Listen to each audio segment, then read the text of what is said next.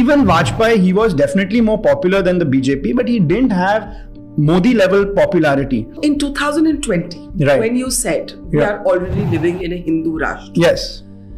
what did you mean? If you're playing against a fantastic bowling team and you have to always play on the back foot, you become Rahul Dravid. So Advani and Vajpayee became Rahul Dravid. And Modi is Virat Kohli. Modi is Virat Kohli. In the short term, the opposition should not worry about ideology, right? Because, what is the ideology that connects, Samajwadi Party, Congress? It's a Belpuri. It feels like the Congress is schizophrenic. But that's the design of the Congress that Gandhi created. That 100 years from now has not changed. It's the Big Tent party of Indian nationalism. But there is the idea, when you close your eyes and you think of Modi alone. Is there a Jugalbandi anymore?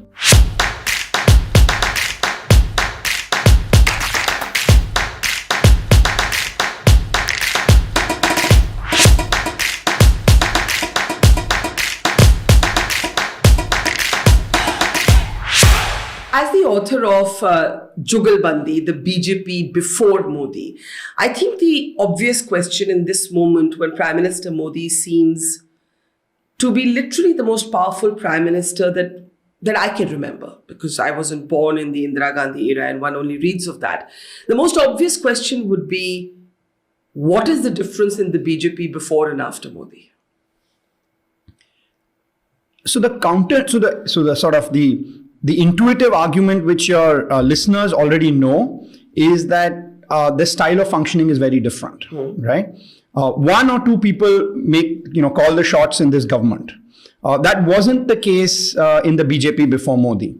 But the reason it wasn't the case wasn't just because there was some deeply held belief and consensus. The heart of the issue was that no single person in the BJP, including Vajpayee, really towered above everybody else. Certainly not Advani. And even Vajpayee, he was definitely more popular than the BJP, but he didn't have Modi level popularity. The other thing about Vajpayee was that he wasn't a conventional mass politician in that he couldn't really win a state. And Vajpayee really comes to his own as a national figure after his resignation speech in 1996, which is the first televised speech in Parliament. So yes, there is this difference in, one was a more consensus style BJP, the other is a BJP in which one or two people kind of make the final decision, even though the inputs come from everybody else. But a lot of it is because there's a general popularity imbalance between Modi and everyone else in the BJP. The second counterintuitive point, Barkha, is that in my opinion at least, the ideology is not that dissimilar from each other. Really? That's interesting. That's the counterintuitive point. So there's this idea that, there's this joke, Barkha, that, yesterday's conservatives are today's liberals, right? Yeah. So those who, used to say that, Advani was, hardliner number one, now suddenly that he's got the Bharat Ratna, the opposition kind of make him out to be this, soft line, moderate voice compared to the hardline Modi. Yeah. And as it will be in the decades to come. Yeah. But really, Vajpayee, Advani, Narendra Modi had the same view of India. It is the Hindutva view. The circumstances were different. The Nehruvian ideology, the Congress party dominated for much of Vajpayee and Advani's career. They had to play on back foot. One of the things you argued in your book, or have argued in your book, is that Vajpayee and Advani were still, in a way, operating within what you call the Nehruvian consensus. And the difference might be that Prime Minister Modi has broken the Nehruvian consensus. What is this Nehruvian consensus? So the Nehruvian consensus, Barkha, at least the way I define it, has three components to it. Firstly, it is this idea on secularism, which is Nehru and Nehruvianism had a particular worry that a Hindu majority country should not become a Hindu majority state. So there was no worry in the 50s and 60s that India would adopt Sharia law. It's out of the question. Right. So that wasn't the worry. Right. But there was a real worry Nehru felt that, what is happening now would happen in the 50s. He opposed it entirely, which is why he did not go for the inauguration of Somnath. He didn't do it, right? He wanted to keep that line. Now the BJP interprets this as the anti-Hindu view of Nehru. That's not entirely true. I don't think that's fair. But certainly Nehru had this particular worry of Hinduism taking control of the state. So that's the Nehruvian consensus when it came to secularism. that there was also a Nehruvian consensus when it came to development, which is that traditional Indian society is unable to develop India. Do not trust the village, do not trust the villager, don't trust the local baniya, trust the joint secretary in order to bring about change in India. Now, in this, Nehru had similar views to Mao, to Stalin, to other third world modernizers who wanted in 20, 30 years to develop with the speed that it took England 500 years to develop. And their answer is that our traditional societies can't do it. So this the BJP interprets to be Nehru's contempt for traditional society, right? When you say that there is no, in your opinion, no big ideological difference between the BJP before and after Modi, right? That's effectively the argument you're making. There are any number of people who would argue that there was a consensus building approach to the BJP of Vajpayee, and that consensus is being disrupted, right, by the BJP of Modi, and that is the difference. So I don't disagree on the facts. The question is why, right? So is that being disrupted because the Modi government has a different view of running, of consensus? Or is it disrupted because, Narendra Modi is simply far more popular than Vajpayee ever was within the party? He's able to win elections. So you're saying if Vajpayee and Advani could have abrogated 370, if they could have somehow, the mandir has come from the Supreme Court, but it is still politically seen to be Modi's moment. If they had the political clout and the popularity to do many of the things that have been done under the Modi government, they would have. So, the counterfactual is hard, but that's where my argument is going. Okay. But the counterfactual is hard to say because you wear the mask long enough, Barkha, it becomes your face. So for 40, 50 years... Or as Govindacharya said, ye to mukhota hai about Vajpayee. Yeah, but I mean it... Moderation. Yeah, but I don't mean it in that sense only. I also mean it that the BJP itself had to be on back foot, because it was operating under this Nehruvian consensus. So it had to wear the parliamentary mask, for so many decades. Then I think Advani changed, that Vajpayee changed. But that change was because of the circumstances. To put it differently, if you're playing against a fantastic bowling, team, and you have to always play on the back foot, you become Rahul Dravid. So Advani and Vajpayee became Rahul Dravid. And Modi is Virat Kohli. And the opposition is also much weaker. He's also much more attacking. Yeah. So you play attack long enough, you become Virat Kohli. You play back foot long enough, you become Rahul Dravid. So again, it's very hard in these matters to get the counterfactual exactly right. But on Article 370, for example, there was no daylight between Advani, Vajpayee, Narendra Modi, Amit Shah. There's no daylight. I mean, it's a code, and it's not just them. Since the 1950s, Hindu nationalists have been saying that this is wrong, it should be removed. Shama Prasad Mukherjee protested hugely against, the special status to Kashmir. One flag, one constitution. Yeah, so if anything, Barkha, Narendra Modi is a disciplined soldier of a 100-year movement. His personality is different, his style of functioning is different, but on core ideological issues, there's not 1 inch daylight between him and the RSS. The phrase that you used in your book and that you have used more recently after the Bharat Ratna has been announced for L.K. Advani is Hindutva Fevicol. And I find it a fascinating phrase because it basically conveys that no matter how popular individuals may be, no matter how deep the differences may be among these individuals in the Sangh Parivar, the idea of Hindu unity will paper over the cracks, will gloss over the cracks, and that is what you see in the decision by the Modi government to give Mr. Advani this Bharat Ratna. Now let me be contrarian and argue against that. The argument, Advani relegated, Advani basically benched, basically retired by being put on the Margdarshak Mandal. What does it actually cost the Modi government to give him a Bharat Ratna in the twilight of his life?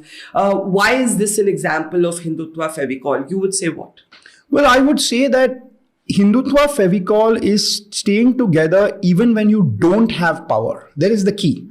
Right? Of course, when you have power, you can be magnanimous. So in the example you give, all the power is with Narendra Modi. And so he is, he can afford to be magnanimous. But, all the power has been with him since 2014. Yeah. Right? Yeah. But in all those years, he has not given, Advani was still a Padma Vibhushan.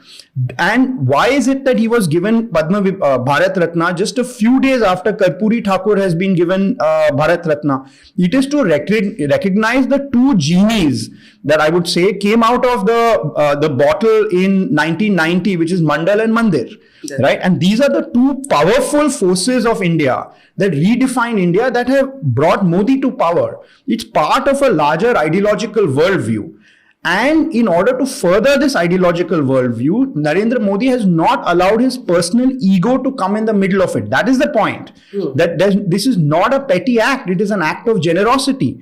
And it is even more magnanimous, or as magnanimous an act of generosity was around October, November 1995, when Advani could have been the prime ministerial candidate of the BJP, could well have been the first prime minister, BJP prime minister in India. I don't know if the allies would have liked it. But he understood that it wouldn't have been a stable coalition, and he, going against the RSS view on the matter, supports Vajpayee. Vajpayee becomes the PM candidate. That again is an example of Hindutva Fevicol. So this particular decision of Modi is a continuation of a long stream which defines Hindu nationalism, where unity and sacrifice is higher than individual self-interest. So Mandal and Kamandal is a sort of embrace by the BJP in recent years, but Mandal was not the BJP's brainchild, it was VP Singh's brainchild.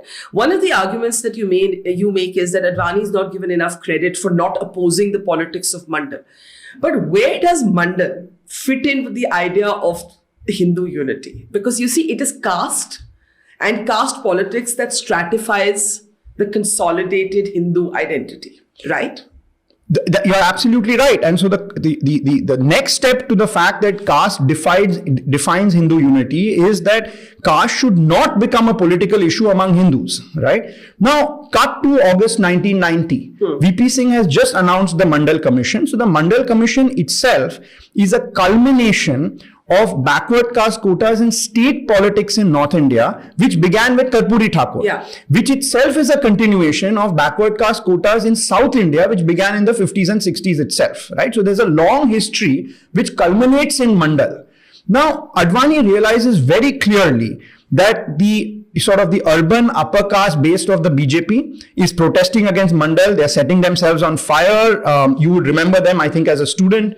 I also remember, without understanding anything about caste, being a totally stereotypical, deracinated Delhi liberal, marching against Mandal. Partly because as a young college student, I wanted something to march against and it was exciting. Partly because in my privileged understanding of caste, to deny caste was the progressive position. It's journalism that informed me otherwise. So, I just remember Mandal so well, but I think that we've never really politically, even today, we are debating how far do you go with this politics of Mandal. And I'm sorry, I didn't mean to interrupt you, but I'm very curious to understand how this stratification, let's say OBC politics, reservation politics, is in synchronicity with the idea of a consolidated Hindu vote. So it's not obvious. That's the first point. It was not obvious to Advani in August 1990 that Mandal comes. To give you an example, it's not just you who marched against Mandal. Rajiv Gandhi Congress Party opposed the Mandal Commission, saying that actually on progressive grounds that you're bringing caste into politics, right? Advani's genius, it's underappreciated genius, that against the the core original base of the BJP, he understood that if the BJP was only an upper caste North Indian party, it would, forget representing Hindus, it would not win elections. It would be confined to 7% of the vote share, right? And it is his genius that he supports the Mandal Commission, and he moves the BJP, to support the Mandal Commission. To in some ways the OBC party that it is today. To the OBC party that it is today, and voters respond. So early opinion polls, early surveys saying that the jump of the BJP from its 7% vote share, which is historical since the 1950s, to about 20-21%, which happens under Mandir, is not just because of the Ayodhya movement, it's also because the BJP understood that you have to unite these two segments of Hindu population to come together, but change the conversation into Mandir. So I think that's an underappreciated part of what Advani did. And the natural culmination of that is an OBC Prime Minister who gets a large percentage of the OBC, especially EBC vote. So I think that understanding was counterintuitive at that time. I mean, most BJP leaders would prefer marching with you against Mandal in 1990. And to be clear, I don't believe that my position was a well-informed position. No, absolutely, It was a young collegiate That's right. Understanding of politics, very different from my politics today. But to come back to this idea of Hindutva Fevicol. The Hindu is not a monolith. Yes. Hinduism is not a codified religion. There is no one book that defines or describes who is Hindu. It has been famously said and argued that even atheists have a place within Hinduism. Justice J.S. Verma said of the Supreme Court said Hinduism is a way of life, right? That idea of Hinduism and Hindutva are not always on the same page. So when you look at the Mandir movement, what do you see? Because you have said that there is no daylight between Vajpayee, Advani, Modi and Shah on key issues. The Mandir movement was seen to be, by many critics of the government, as a announcement of the Hindu Rashtra. But I was reading some of your old writings, and in 2020, you said, we are already living in the Hindu Rashtra. Explain what you meant then and whether anything has shifted today in 2024.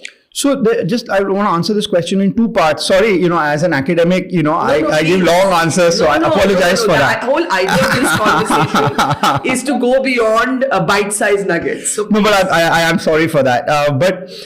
So let's try to sort of get at the first question you asked, which is the Hinduism versus Hindutva. Yeah. The description that you just gave of Hinduism is not just accurate.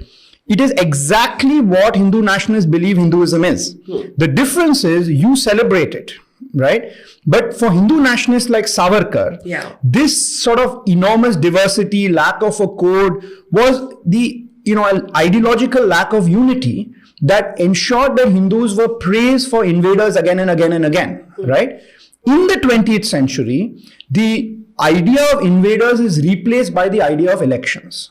Right? So Hindus lack unity. That's why they lose on the battlefield, in the third battle of Panipat. In the 20th century, Hindus lack unity, unlike Muslims. That's why they lose in the electoral field. Right? The entire 100-year project of Hindu nationalism, what we call Hindutva, is the creation of a modern Hindu vote bank. And it is precisely because traditional Hinduism lacks this ability that you need a vehicle like, otherwise if the traditional Hinduism can convert easily to Hindutva, what do you need the RSS for? What do you need Savarkar for? Sorry to interrupt you, but Arun Jaitley used to, I think, say that it's about converting the cultural Hindu into a political Hindu. That's right. Or rather, cultural Hindus because into a political Hindu. Yeah. But in order to convert them to a political Hindu, you need an underlying common cultural base, right?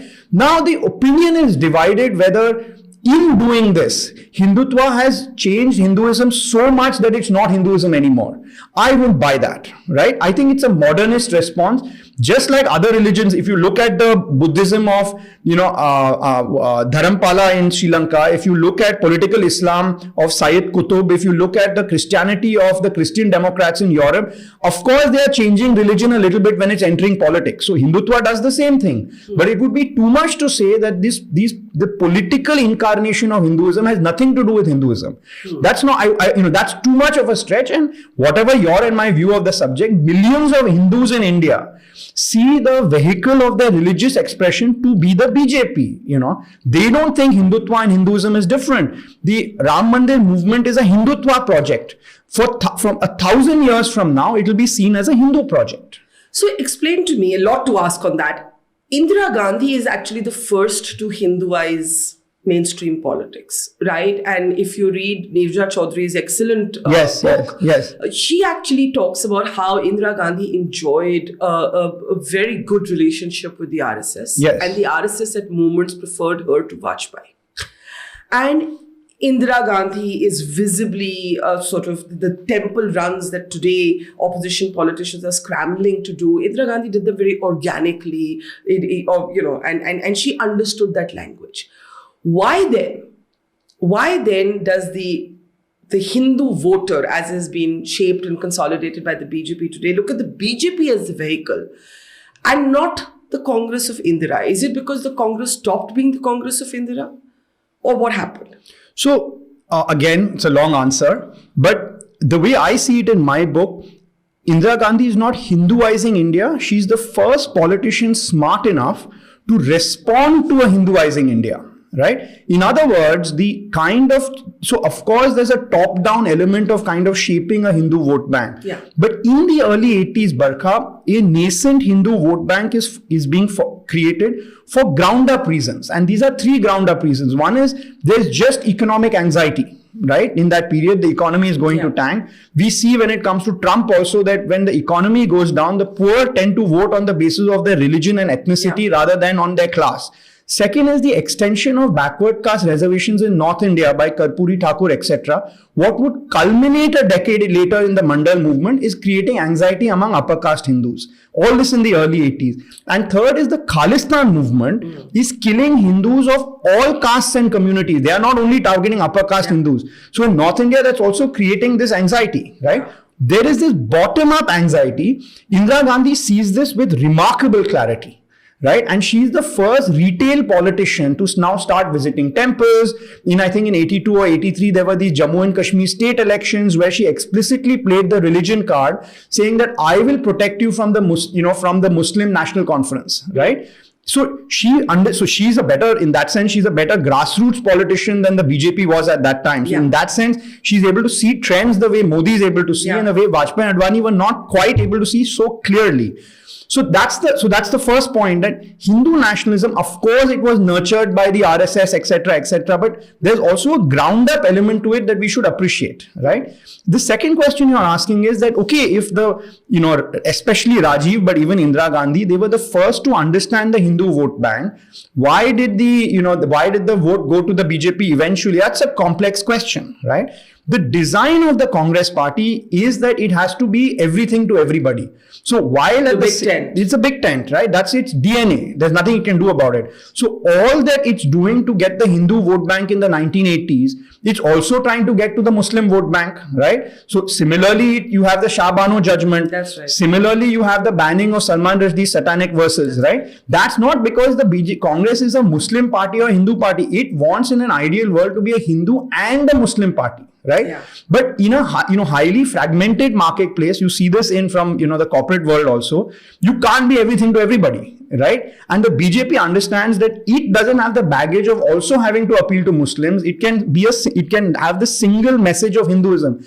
Congress's DNA can never afford that, which is why even today it feels like the Congress is schizophrenic. But that's the design of the Congress that Gandhi created. That 100 years from now has not changed. It's the big tent party of Indian nationalism. But Gandhi is a very interesting example of wanting to be Ishwar Allah Tero Naam. Yes. I sabko sarmati de Bhagwan. Yeah. I can be inclusive. My politics can accommodate all. Yeah. Today you're calling that confused marketing.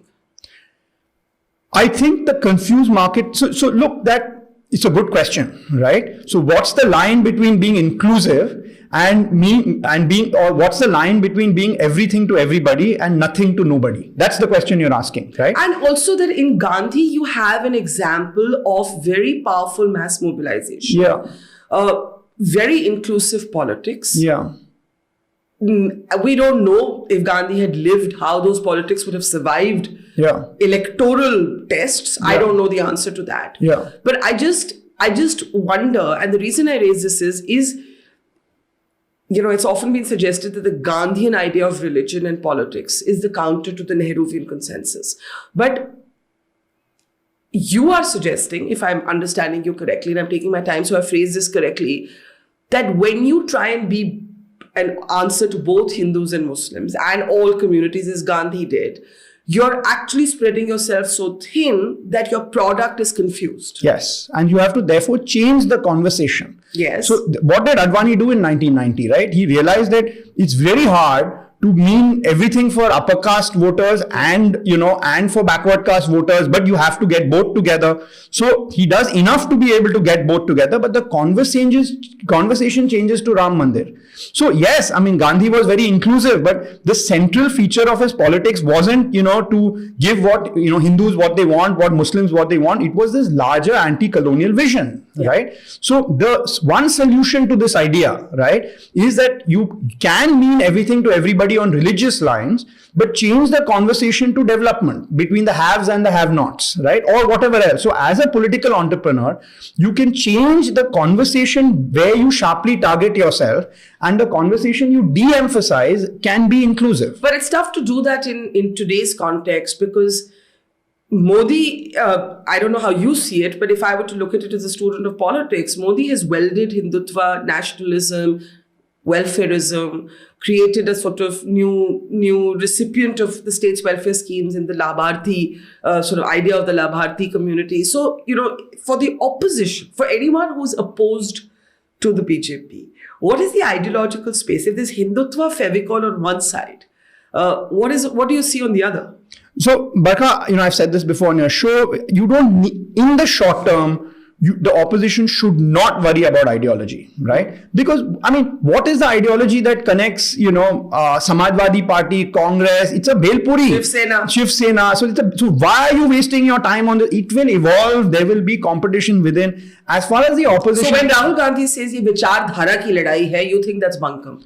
Well, it's not. I don't think it's bunkum. I think that his vichardhara is not shared by his allies. Yeah. That's a fact. Yeah. It's not shared. So why not, learn from what the Janata Party did in 1977, which is create short-term organizational unity. 62% of Indians don't vote for Narendra Modi. That's a fact. Despite all this, 1 in 2 Hindus don't vote for Narendra Modi. There is, yes, all this Hindutva, but 50% of Hindus are there. In the Westminster system, you can't measure it by percentage of votes, right? That's right. But if the Congress were to move to, from, I think it's an 18 to 20% party roughly right now, if it just moves to about a 25-26% party. It governed, if I'm not wrong, the UPA had 28% of the vote or something like that. That's right. But I'm saying the Congress today. So all the Congress, if who am I to give advice, right? As I said, as an academic, I look at the past, not the future.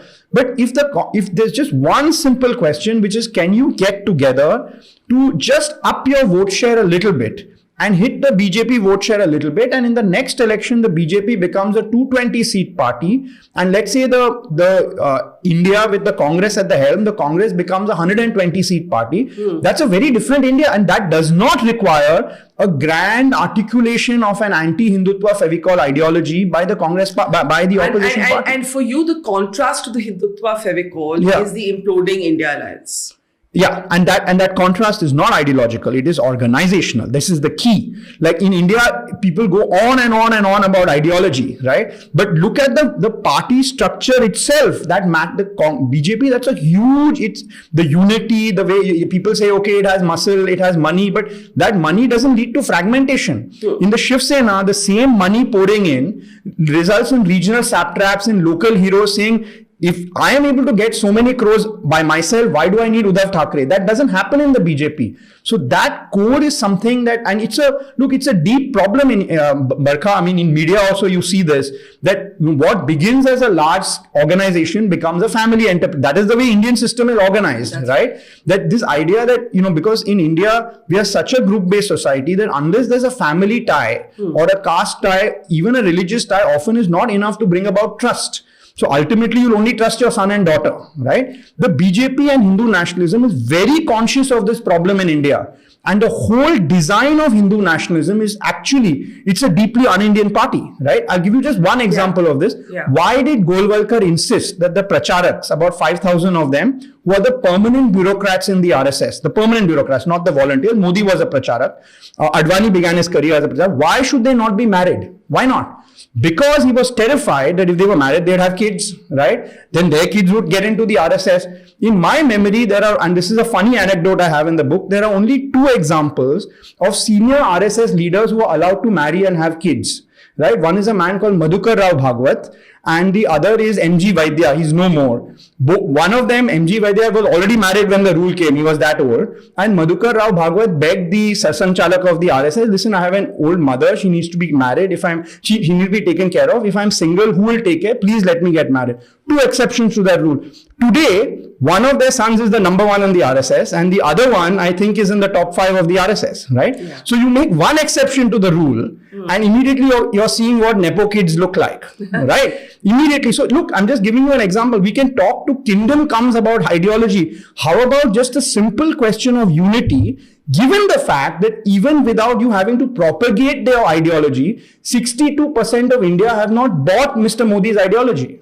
But on this idea of Nepo kids, the BJP is today quite happy to import some of the Nepo kids into its fold. Yes. I don't remember the numbers offhand, but I think there's been good data on the last Lok Sabha, the 2019 Lok Sabha, to show that the percentage of dynasts in the BJP is actually increasing, right? And a lot of their imports from the Congress, while making a sort of psychological told you so moment to the opposition, what does that do to their argument against dynasty? It's a good question, right? As I said, I'm good at predicting the past. So the larger question here is the quest for power. Short-term power, will it change what has made the BJP great? Right? That's the question, right? Because it has become this is different. But let's say successful. Let's use the neutral word, right? This is successful because, and look, people vote for Modi because he doesn't have kids. Let's put it bluntly, right? The number of people I have met in travels who have said कि वो तो कभी corrupt हो ही नहीं सकते. That's right. क्योंकि उनके तो बच्चे ही नहीं है, तो वो किसके लिए छोड़ेंगे? That's right. This is how it's perceived. This Spartan 24/7 single man who's only working. That's right. How many people I've met perceive. That's right. But look, at the top 4 decision makers in the BJP today, right? Mr. Modi, yes. Amit Shah, yes. Mr. Nadda, yes. Let's say BL Santosh. Okay. Not Nepo kids, yes. right? So the core decision makers, not Nepo kids. I haven't looked at the data on this, but look at the chief minister, especially the ones they're chosen. Doesn't seem to be any obvious Nepo kids there, right? You're absolutely right that, they also want to win, But the real question is that, is this, entry of Nepo kids into the BJP, is it just a short-term tactical measure? Or in the long term, will it just change the DNA of the BJP? That answer is also tied to how influential the RSS will remain in the BJP. RSS doesn't have Nepo kids. The whole design is structured not to have Nepo kids. So, the more the RSS has a role in the BJP, the more hardline it is. But it's less corrupt in this nepotistic sense. That's a fact. So this idea of breaking the sort of elite, Lutyens Delhi idea of India is a very interesting idea because it has, mirrors around the world. The idea of the pushback against the social elite, the liberal elite, the old elite, replacing the old establishment with the new establishment, and all of that. But in your book and in our conversations, you've made this point about how Advani was actually a Macaulay Putra. That's right. He was actually from a socio-economic milieu that could have been described as the English-speaking elite. So that's quite ironic, and I think a lot of people don't know that today. Absolutely. Like Advani came from a very rich Karachi family. He comes from an Amil Sindhi community, which is a very educated community. And his own, this is secondary source, I didn't ask him this question, but these are secondary sources that I think his mother used to visit a dargah also, right? Because the kind of Hinduism practiced in let's say, the frontiers in Sindh, the Sindhis, there's a mix of, Sufi Islam, they go to Gurudwaras, there's a huge Sikh element to Advani's upbringing, like with many Sikhs. And of course, there's a Hindu upbringing, right? So that is him. On the other level, coming from a rich family, he went to St. Patrick's, as I said, he spoke English before he knew Hindi. I mean, we were joking that he was the Khan Market gang. He was a Khan Market gang. He was Khan Market gang, right? Yes. Except he was a partition victim. And the except is a big except, right? Partition ruined his family, ruined it, right? Yeah. It moved his family to poverty. And also his idea, he understood that underlying this, or let's put it this way, there are hyenas and vultures always lurking around this cosmopolitan world, which on hindsight, in his mind looks fake. That Sindh he grew up in was not a real Sindh. The underlying religious and animosity is the real world, right?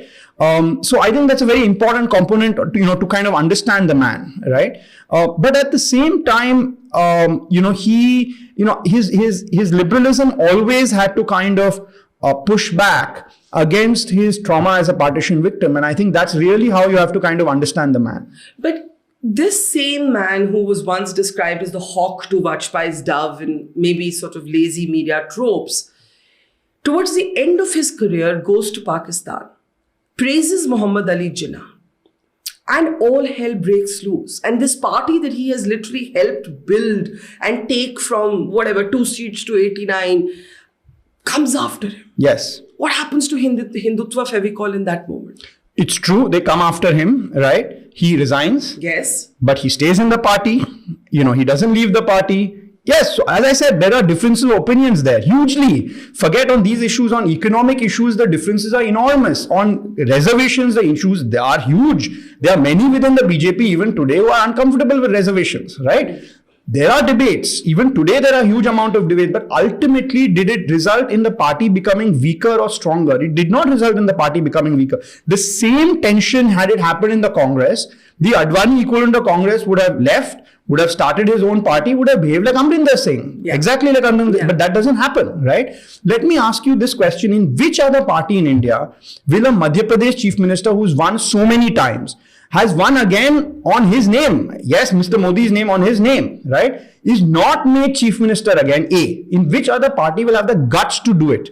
And when that happens, he doesn't protest, he doesn't say anything publicly. He said, I continue to be, and I know from internal sources, he's seething. Right? Of course. But is that Hindutva Fevicol, Shivraj Singh Chauhan's relative sort of meek acceptance of what has happened?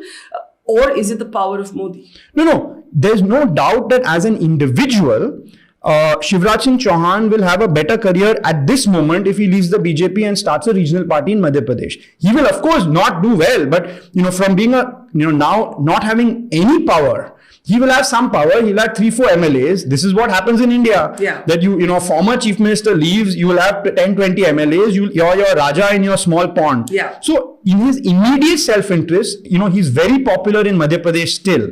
He can do it, right? Of course, he will not be able to counter the Modi machine, but he will be able to carve out a space for himself. But that is not how he is thinking. My sources tell me that he is now thinking for the post-Modi era, because he's still in his 60s. He's still a young man, relatively by Indian politics. Yeah. Why is only a Congress or BJP person able to think like this?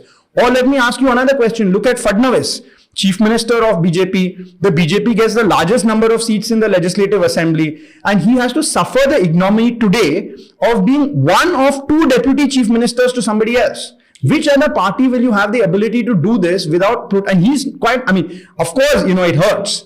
But do you see this as an illustration of the ideology that binds the Fevicol? Or do you see this as something that could happen in Modi's BJP but not in Vajpayee's BJP? No, it happened in Vajpayee's BJP. It is not ideology per se. The communists are a deeply ideological group. Yes. They split on ideology. Right? What's the difference between the CPI, the CPM and the CPML? Yeah. It is not personality, it is ideology. They have a different worldview, or one feels that they have a purer color of red compared to the other person. So ideology is not a glue. Ideology forces you to split. In this case, as I said, in the book, that it comes from them being inculcated from early on a certain view of Hindu history, where Hindus are weak, because they don't fight with each other, because they don't stand with each other, because they fight against each other, which allows them to be invaded. If you want to avoid being invaded by democratic politics, you cannot make that mistake. From an early age, the RSS, it gets into their worldview, right? That's the secret Fevicol. It's not ideology per se. Because in India, like the BSP is an ideological party. Why has it split the way it has split? Yeah. But to come back to... Or let me add, what can be more ideological than the Dravidian movement? And then why did MGR and Karunanidhi fight? Was it because of... No, there's no ideological difference between the AIDMK and DMK, and yet why are they at daggers drawn? Correct. But to come back to this construct, Hindu nationalism, a trivia detail which you pointed out in your book, Nasli Wadia. You try very hard to interview him. You don't manage to speak to him directly. Yeah. But the grandson of Muhammad Ali Jinnah, the architect of Pakistan, is actually a key funder of the Hindu nationalism. movement. Yeah. Well, let me use your podcast to make a direct appeal to Mr. Wadia. Please reply to my WhatsApps. I guarantee you a fantastic book about business and politics in India through the 300-year history of the Wadia group with plenty of masala about you, So please, reply to my WhatsApps, my texts, my emails. Fascinating character, right? Also shows you that, because, he's fighting with Dhirubhai Ambani, but even before that, he's a contrarian, famous contrarian, knows how to fight, is the kind of foster son of Ramnath Goenka in some sense. Ramnath Goenka is closely associated to the RSS. So you have this Angus, what can be more anglicized, right, than the Wadia group? Yeah. They have their own coat of arms, right? I know that. Yeah, they have their own coat of arms, right? And if my memory serves, you can all Google this and prove me wrong.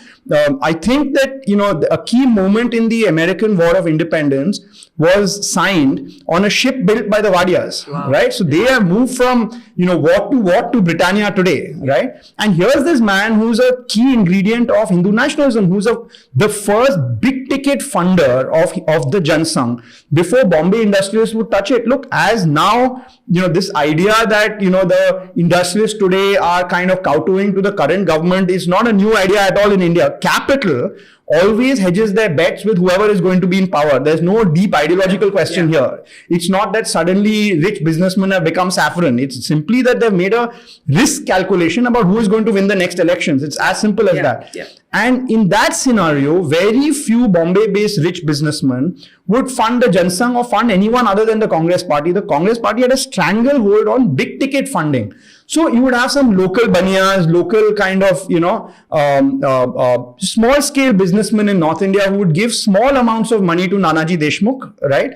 But nothing of the scale. So the two people who brought funding scale to Hindu nationalism was Rajmata Vijayaraje Scindia, who had feudal money, and Nasli Wadia, who had modern capitalist money, right? Yeah. And it tells you it's a very, very interesting story. So, the one thing I would again request those who hate Hindu nationalism, understand your enemy. Like, spend time understanding the internal diversity, the internal contradictions, and, what can be more contradictory than the grandson of Muhammad Ali Jinnah being one of the biggest funders of Hindu nationalism before, and doing so as an act of bravery. In fact, I'm wondering why is he not being given a Padma Bhushan, because he stood with them when nobody else was willing to do it. When they were not in power. When they were not in power. Or when they were not powerful. Yeah. But, you have spoken about the internal diversity. You just mentioned that word, internal diversity of the Sangh.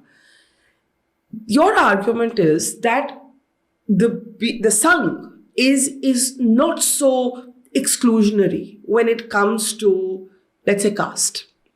It actually wants reform, this idea of temple reform and so on. So it's trying to shed this stereotype. And I think it has also, the BJP certainly has, of being Brahminical. But it's exclusionary when it comes to other religions.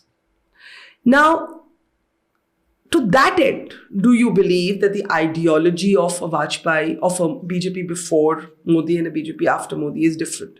Because if you look at, for example, images, Shivraj Singh Chauhan, whom we just discussed, not now, but in his earlier tenures, would wear a skull cap and go and hug someone from the Muslim community. Atal Bihari Vajpayee, if memory serves me right, by the end of it was hosting iftar parties at the Prime Minister's residence. Modi would not do all that in the Indian context. He would certainly, he has a very different imagery when he's, for example, touring the countries in the Gulf. Right? Very, very close relationships with all of those Arab leaders. But a very different imagery deployed here. And so Shivraj Singh Chauhan gave up that skull cap. He gave up the Mamaji who would wear the topi and go and hug a Muslim. So has something not changed in expression, even if it hasn't in ideology? No disagreement with everything you said right now. Yeah. Something has changed. The question what is why. That? What is that something? No, what you described is the something. Okay. Right? No question about it, right? No, but then recently, I should add, the Prime Minister met a delegation from Ajmer, gave the chadar. No, but this is an explicitly Hindu party. Right? There's no two ways about it. Now or always? No, now, right? There's no two ways about it, right? It's the Prime Minister is inaugurating what will for the next 1,000 years be one of the most sacred sites in Hinduism. He is the Jajman. Yes. Right? The distinction between the state and the Hindu religion has completely fused. There's no two ways about it. The question is why, right? That's the question, right? And consider, at least if the argument of my book is right, that at least some of this is demand driven, that the Hindu voter has changed. Consider that for a minute. Everyone goes on and on saying that the media is captured, this is captured, but yet maybe the Hindus want to see something else. They have a different view, right? And very little research has been done about this. But maybe, that as Hindus move from villages to cities, the relevance of jati, which is a highly local, don't use the word caste, the relevance of which is a contextual issue, evaporates a little bit, and the role of religion as this broader umbrella comes up. We don't know because there's some scattering scholarships and papers, but the demand side, because everybody talks about the supply side, that the nature of leadership, the control of ED, etc. But what about the demand side, right? When you see all these kind of, like warmongering anchors on television, Barkha, no names, right? I can name a few, but it doesn't matter. But are they being, like, what is driving them? I suspect at least part of it is a drive for TRPs. And that TRP is ground up. It's not fully manufactured, right? And to acknowledge that would be to acknowledge that maybe the Indian voter has changed too. Right? And yet you say that if you break it down in percentage, 62% is not voting. Yes. So to identify this market, it's the same argument I'd make in television. Yes. What happened in television? You had a sort of tabloidization, but you also had this warmongering, nationalist, sort of, what do I call them? Hashtag patriots kind of TV culture. Yeah. And what did the others do? The others who used to be different, they became paler versions of the same. Yeah. And then suddenly nobody was different and nobody had any distinction. And so people maybe continue to watch the original person or persons who did this. Yeah. In politics, it's a similar thing that we're seeing unfold. There is the BJP there's this template of politics, explicitly Hindu. And then now there's everybody else defining themselves against this and not finding a way to define themselves. Yeah, but why are they not able to define themselves? In part because they're terrified that the voter has changed. Let me give you a simple example of this. Barkha. The line that during the Ayodhya movement in the 80s, there was a line saying, Mandir wahi banayenge. Mandir wahi. We will make the temple there. Yes. The word wahi was seen as a violent word. Simple word. Why there? You can make a temple. Why will you want to make it on top? So imagine in the 80s, our definition of what a provocative sentence is wahi. From that, look at the kind of sentences that come out in politics today, and it's accepted. It flies. There is bulldozer Raj. Is any opposition leader complaining? Not complaining, right? Part of it is, I don't think the opposition is a bind because the voters, they think they understand very well, are changing. That said, there are still plenty who have not fully bought into the idea of Hindu nationalism, who may, like Modi personally, his personal ratings are very high, but they may not like the local BJP politicians, which is why let the dust settle on these questions, Barkha. Look, this is a moment in India which we will remember for decades to come. But let's just wait up on what should the larger ideological counter to the BJP. There exists already some clay. Let's make a murti on it with the clay that exists. I think, but as you say, it's very important to understand something before you oppose it or support it. Yeah. So in 2020, when you said we are already living in a Hindu Rashtra. Yes. What did you mean? That the idea of Hindu Rashtra, as conceived by Savarkar, is perfectly compatible with one person, one vote democracy. You may not call it a constitutional democracy, or you can call it a constitutional democracy. You may not call it a liberal democracy.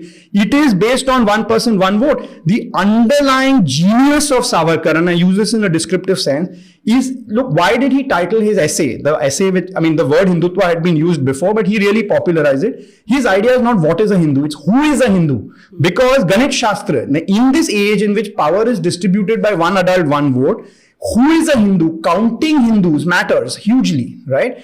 And for early Hindu nationalists, they understand with clarity that as the British are introducing elections in India, they say, we love elections. Why do we love elections? Because at that time, I think 70% of British India were Hindus. Today, it's 80%. So what's the problem? You need, like as Modi has discovered, you only need half of all Hindus to vote for you. And you are in total command and control, right? The error is people take Western notions of democracy, embedded with liberalism in it, and said that, look, of course, it's not a liberal government, but it's a very democratic government. As one of the top leaders, I won't say how top, told me for this book, we worship God by winning elections. So where's the Hindu Rashtra is the idea of a Hindu nation which finds voice through elections. This is what it looks like. What's the problem? And that is why you find the use of the word fascist absolutely completely misplaced, wrong, and lazy. And more importantly, you can have this dinner table conversation saying fascist. You're not going to beat them. Understand? They win because people vote for them. That's right. And that is the central idea, right? So when this debate rages on, yes, on democratic backsliding, yes, and to some degrees, it's from the West, it's often a hypocritical debate. There's an asymmetry of power that I think many Indians resist, whether or not they vote BJP. But where do you come in on that debate? I wish they called it liberal backsliding. That's empirically true. If you define liberalism to being that the focus on the individual, this is not, this explicitly Hindu nationalism focuses on the group. That's the whole point. The whole idea of the RSS is the abandoned individual self-interest, focus on the group. The group has views. So it's not based on individuals. It's not based on individual rights. There's no two ways about it, right? But the word democratic, then the question is, how do you define democracy? Everybody has a different definition of democracy. The most common sense definition of democracy is some version of rule by majority, right? If 4 people are in the room and 3 want to have Chinese food and 1 wants to have Thai food, you would argue that the democratic answer is to have what 3 out of 4 want. That's how we intuitively think of it, right? That intuition is what the BJP follows, right? So the question is, what happens to the person who wants to have Thai food? That is the, politicians, political science from Greece and ancient Rome have been trying to answer this question. Like, how do you, under ideas of majority rule, how do you think about minority rights without impairing the first principle? You can't have minority rights in a way that so this is the balance that has to be struck. So, going from the BJP before Modi, let's talk about a little more about... Let me ask you one more question, Barkha. You've been following Indian politics on a granular level. In the last 8 years, has the engagement of ordinary Indians in politics increased? Answer is yes. Yes, I would say yes. That's what democracy is about. Yes. I believe that the BJP wins fair and square at elections. And loses also loses elections in states at least, right? So that is also something to examine. What happens to Hindutva Fevicol in state elections? Have you applied your mind to that? Well, I haven't, because as I told you, Barkha, I'm good at predicting the past, right? But if you just look at it, the BJP is now on the hunt for, congressmen, congresswomen, to kind of further. There will always be an Ayaram, Gayaram element to it. No doubt about it. But, to me, if someone like Jagdish Shettar, died in the wool RSS man, he left, there's an earthquake. Shankar Singh Waghela left, there was an earthquake. And, Jagdish Shettar has had Ghar Vapsi, he's back, because it was not a divorce, it was a separation, right? The underlying idea holds, and I think the underlying idea will continue to hold as long as the RSS is central to the BJP organization, because that also the way to understand RSS and BJP is they operate at different timelines. They want slightly different things, right? The RSS has a much more of a long-term vision, which is why they are less swayed by, can we just, get this person for the elections? They also see the benefits of it, but they're less swayed by it. So as long as the RSS has its centrality in the BJP organization, I think that issues of nepotism, issues of splits and fissures will be a lot less than in other parties. I want to come back briefly to this, this idea of, as you said, in the RSS, this brahmachari life, Spartan life. And the relationship between the RSS and the BJP. Now, let's look at Vajpayee first. In your book, you did write about Vajpayee's unconventional personal life, right? His cohabitation with Mrs. Kaul, married to Mr. Kaul, their children who became Vajpayee's own foster family, as it were. and this complete acceptance in an otherwise socially conservative milieu of this very, very unconventional personal choice. Yeah. In fact, if I think about it, a number of BJP leaders, at least of that generation, have had deeply unconventional personal lives, including women. I can think of Vasundhara Raje Scindia and Uma Bharti, to name two who come to mind immediately. It's Mr. Advani who had the much more conventional picket fence, family life, and all of that. What do you make of that? That on the one hand, you have the RSS pracharaks, you're not allowed to marry, two men have to take permission to marry. Then there is a Vajpayee. I mean, I'll come to Modi in the end, who's this sort of, single figure without children. What do you make of that? Well caught, Barkha. I hadn't quite, in my book, I wish I had, stolen your idea earlier, which is that, for all, his, the Advani himself is very conservative lifestyle. His personal lifestyle is like spotless, very conservative, traditional lifestyle, even though Macaulay Putra. My own sense of this, Barkha, is that, and let me say something again counterintuitive, right? Hindu nationalism is not a traditional quote-unquote conservative organization, right? It's not. It is not the same as being from the Gorakhpit, right? Or being a Shankaracharya, right? The entire idea of Hindu nationalism is it's a modernist response to what they felt was the crisis of Hinduism. And their response was that we have to move away from the weaknesses of traditional Hinduism, right? So, I mean, forget the RSS itself, the brahmacharya, everyone in the organization being a brahmacharya is an unconventional lifestyle.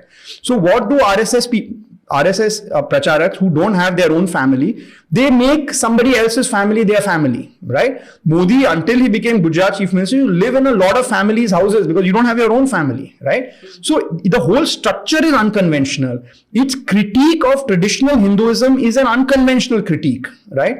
And third, its focus on unity above all else means that it has to accept different kinds of views and lifestyles. Because if you are being iron-handed to say that everybody has to look a certain way, talk a certain way, etc., then how can you ensure unity? Was Vajpayee judged for his personal choices by the RSS? Well, clearly not enough to prevent him from becoming Prime Minister of India 3 times in a year. 3 times. And he was Prime Minister with this... He made no bones about it. And I have a story in the book. Yes. Sourcing, I got to tell you, unfortunately, I couldn't put footnotes, but it's impeccable, which is that in the 60s, Golwalkar calls him and says, look, this is a problem. You can't be living with, you can't be living in this kind of situation. And Vajpayee... Because he's living with someone who's married and her husband. And he loves her, to put it out there, and, but he refuses to back down, and he and they continue it. I mean, so it's not that there are no tensions. It's not that there are no points of view, but just think of any family in India, Barkha, between the young and old now in this WhatsApp generation, heavy tensions. I've heard so many families of whether you love Modi or dislike Modi, that's a family fight.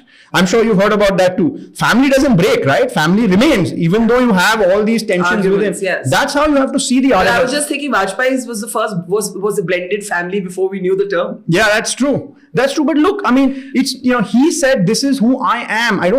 He was not woke, right? Yeah. This was not his articulation. He was not, he loved. He was not doing this to be trendy and modern. None, he just loved, he fell in love, that as simple as that. And, I end the book with saying this, which is that for all the issues the RSS had when Mrs. Kaul passed away, the RSS leadership came for the funeral, A, right? B, when Vajpayee passed away, it was a woman who lit his funeral pyre, who is his foster daughter, Gunnu, right? These are radically and the RSS was there to sanctify it. So, again, if you dislike the RSS, don't take your ideas of what traditional and conservative means from a Western context. They're extraordinarily, yes, they have worldviews. There's no two ways about it. But their flexibility on this and their, I'll give you another example. You look at Mohan Bhagwat's speeches over the years. In fact, even recently, he said something that can be interpreted as support for gay rights, right? Because that's to try to catch him and try to import within him this vision you have of what an upper caste conservative male looks like, you would be the loser, not them, because they are far more flexible on this area. But this still leaves the question of 200 million Indian Muslims. Yes.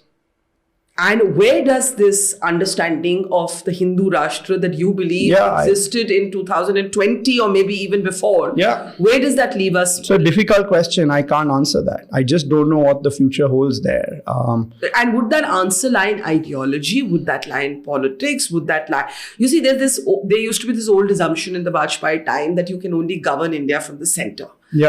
Modi has, of course, shown that that's not necessarily true. Right? You can set your own terms for how you govern it. And he also enjoys being unpredictable. And therefore, this could go either way. You could either see a outreach, as has begun with Pasmanda Muslims, or you could see more of the same.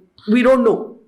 I have no sense of where that story ends. What is the RSS thinking on it? I have no idea. And look, I think, Barkha, the RSS, and if you ask me, I don't have that many sources anymore that you have, because once I finish a book, I forget about it and move to the next book. But those older sources, when I was working on my book, that, are still kind of, somewhat relevant. And a few of them are ministers, but mostly my sources are the have-beens, right? My sense is that they are stunned by how quickly India has changed.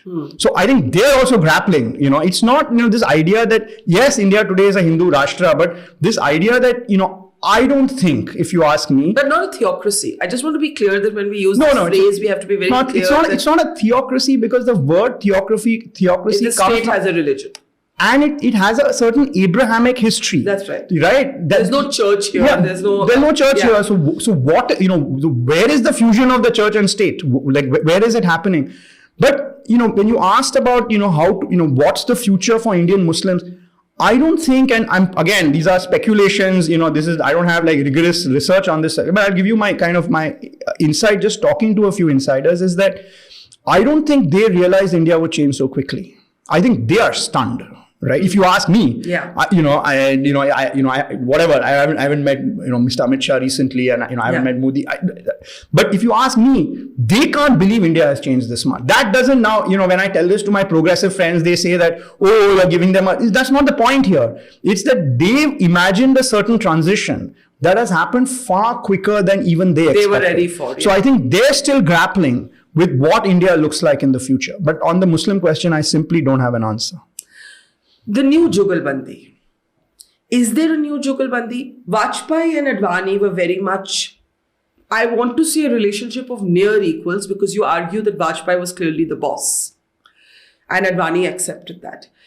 Obviously, there's no doubt about Modi being the boss. But are Modi, Shah even the new Jugalbandi, or is there no Jugalbandi? Because if you look at the sort of visual language created around Prime Minister Modi, it's always solitary. You actually don't, when he's photographed, whether it's the Lakshadweep moment, whether it's him prostrate at the steps of Parliament, except for the Mandir, where there was, him and others, including Mohan Bhagwat. There is the idea, when you close your eyes and you think of Modi alone.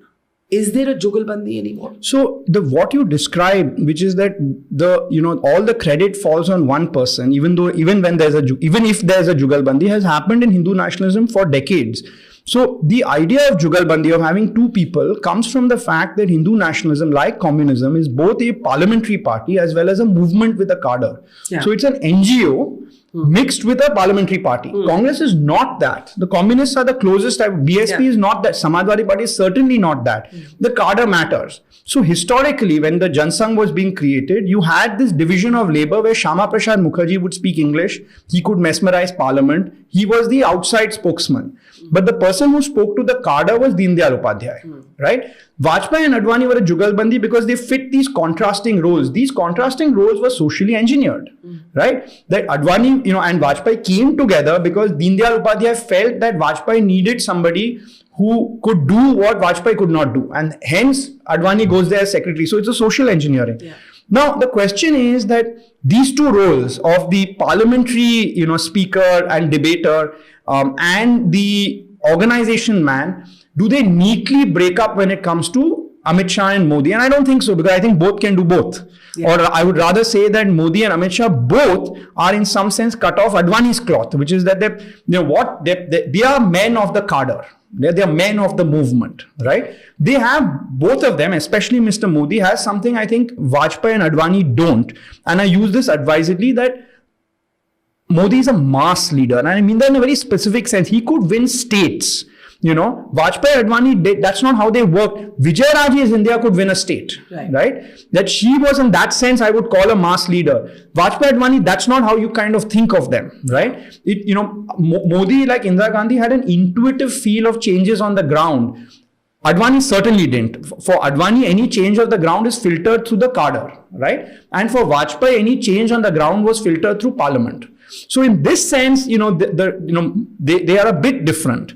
But nonetheless, whether in one person or two people, Hindu nationalism always needs this Jugalbandi between its parliamentary face and its organizational muscle. Always.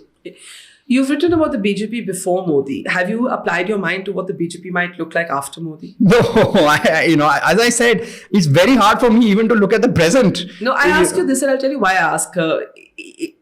Today there's a perception that Modi is bigger than the party. Yes. Mr. Kharge, the opposition leader, made the Prime Minister laugh when he looked at all of the BJP MPs and he said to them, "Aap sab yahan pe Modi ji ki wajah se ho." This is the opposition acknowledging that Modi is winning the BJP the elections. Yes, there's an organizational machinery. Yes, there's the Hindutva Fevicol. But in the end, if you took away Modi and you put somebody else there, then all of these other ingredients may not lead to the same result, right? Is Modi today bigger than the BJP and the RSS? Of course. But the question is the following, that has it been at the cost of the BJP and the RSS? No, it hasn't. Unlike Indira Gandhi, and I've discussed this with you on your show, Narendra Modi has not split the party. He has not made the party organization moribund. Not at all. The General Secretary organization, B.L. Santosh, is as powerful as General Secretary organization was in previous times. Like Govindacharya was so powerful in the early 90s in that position. Yeah. So B.L. Santosh is that powerful now. He's in some sense. Yeah, but the RSS could veto a ministerial choice in the Vajpayee government. I don't think that could happen today. So they did it, but Vajpayee defeated them. I know exactly the example you gave, but Jaswant Singh came back. Yes. Right? So RSS was, in fact, the RSS was much weaker in that sense because Vajpayee didn't, felt that they had no role in governance and his allies backed him. Whereas today it's not the case. I mean, the RSS, they may not like the centralization of power in two people. But if you ask the longer question saying that what this government is doing, is the RSS happy with? Broadly, yes. There's no, and the RSS, the RSS's main aim is not ministerial appointments. It has another aim. I guess my final question is this. You said in the beginning of our conversation that Modi is a soldier of a 100-year movement. Yes. Is Modi strong enough to refashion that movement, right? To take it in a completely different direction? Because Modi has done things outside of script. Let's say in his, the first time of his swearing in, inviting a Nawaz Sharif to it. His attempts at peace with Pakistan, which he then abandoned and took a much more hardline approach in Pulwama and Balakot. These were not expected of the Modi script. This is not what Modi would have sounded like when he was chief minister. Modi likes to disrupt the expectation. Just when you think you understand Modi, Modi does something totally different, right? Is Modi strong enough to change this 100-year-old script? Yes, but he won't. Because that script is wired into him. And let me elaborate this, Barkha, which is that many of the things that is in the RSS's script is not what you and I call governance. And equally, many of the things in the script of governance, the RSS doesn't care about. Like, does the RSS have a view on demonetization? No. Does the RSS have a view on subsidy for electric cars in India? No. The RSS has a view on a particular bunch of things which are typically connected to the culture and HRD ministry. Yeah. There, the RSS even today has a strong foothold. But on the cool ministries, right, finance, foreign affairs, it's not like that's not the central preoccupation. On the issues the RSS cares about, Mr. Modi and the RSS are on exactly the same page. But that script is 30% of governance. There's still 70% of governance which has to do with the individual prime minister. And there Modi can be completely unscripted. The RSS doesn't have a view on whether Nawaz Sharif should be invited to a swearing in. Yeah. They definitely will have a view if Modi says the line of control should be the permanent border. There's an ideological view, and that's an interesting question, right?